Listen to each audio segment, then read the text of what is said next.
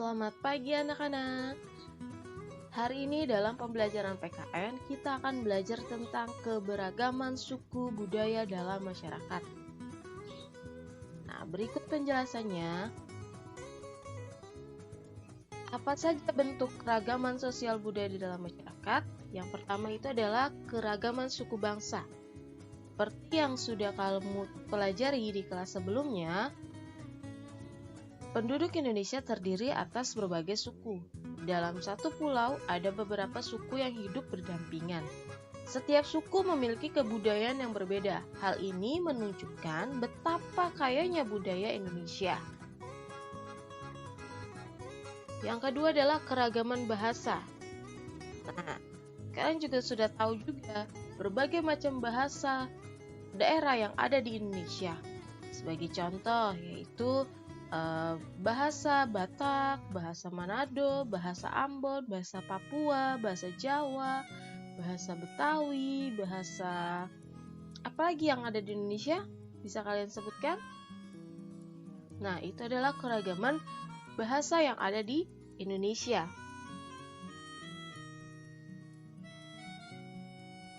Selanjutnya adalah keragaman rumah adat. Nah, di sini ada contoh rumah adat Gadang yang berasal dari Sumatera Barat, rumah Aceh yang berasal dari Nanggol Aceh Darussalam, rumah Balai Batak Toba yang berasal dari Sumatera Utara, rumah adat Tongkonan yang berasal dari Sulawesi Selatan, rumah adat Baileo yang berasal dari Maluku, dan rumah adat Bangka Belitung. Ya, ini adalah beberapa contoh rumah adat yang ada di Indonesia. Masih banyak lagi ya contoh-contoh rumah adat yang ada di Indonesia. Yang keempat adalah keragaman upacara adat. Nah, di sini ada gambar di mana berbagai macam upacara adat yang ada di Indonesia. Ini hanya sebagian kecil. Nah, berikut contoh beberapa tradisi yang ada di Indonesia. Yang pertama adalah ngaben. Ngaben ini adalah upacara pembakaran mayat yang ada di Bali. Terus ada Napak Siti. Napak Siti ini adalah tradisi belajar berjalan di Jawa. Dan Rambu Solo, di mana upacara adat ini adalah upacara pemakaman yang ada di Tanah Toraja. Selanjutnya adalah keragaman seni daerah.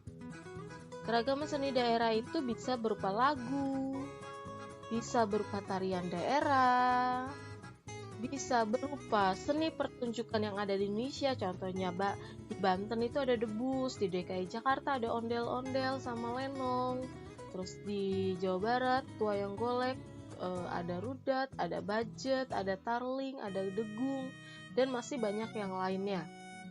Dan keenam adalah keragaman agama.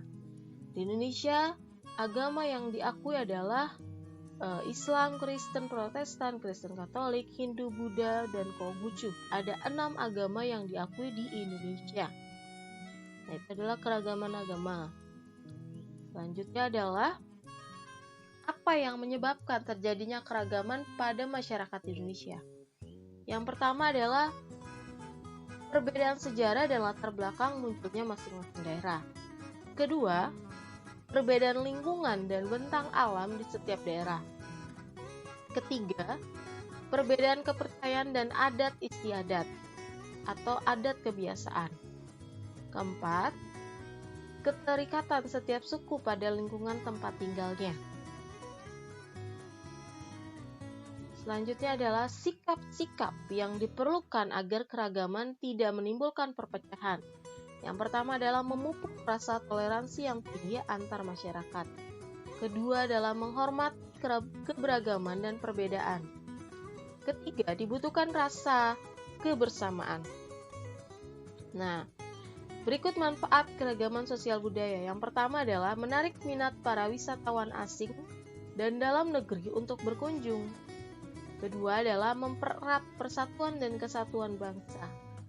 Ketiga, memperluas wawasan masyarakat tentang keragaman sosial budaya. Keempat, menjadi kekayaan budaya bangsa. Dan kelima adalah menjadi daya tarik para wisatawan domestik dan mancanegara. Itulah beberapa manfaat keragaman sosial budaya.